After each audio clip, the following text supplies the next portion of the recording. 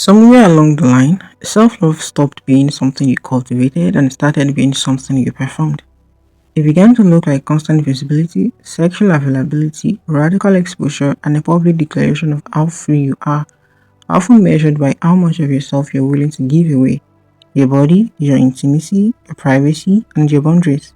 But self love was never meant to be a spectacle, and autonomy was never meant to be validated by an audience. You don't have to sleep around to prove you're healed. You don't have to be naked online to prove you're confident. You don't have to reject modesty, restraint, or discernment to prove you're empowered. Those ideas confuse choice with pressure. Because autonomy doesn't mean doing what is loud, celebrated, or rewarded by the culture. Autonomy means acting from alignment, even when your choice isn't applauded, sexualized, or easily marketable. If your freedom only counts only when it looks sexually expressive, hypervisible, or consumable, then that isn't liberation.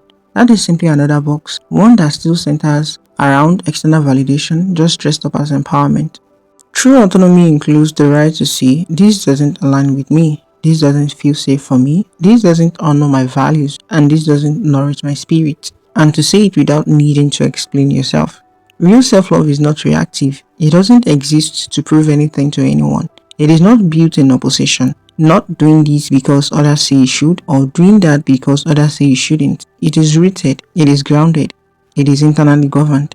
Real self-love asks other questions like, do I feel safe with myself when no one is watching? Can I say no without feeling ashamed, defensive, or afraid of being misunderstood? Do my choices come from wholeness or from the need to be seen? A woman who honors her boundaries is not repressed. A woman who values privacy is not insecure. A woman who chooses intimacy slowly and intentionally is not behind, naive, or controlled. She is self-aware. There is power in discernment. There is strength in restraint. There is wisdom in knowing that not everything needs to be shared, shown, or sacrificed for approval. Your body is not a billboard for your self-esteem. Your sexuality is not proof of your progress.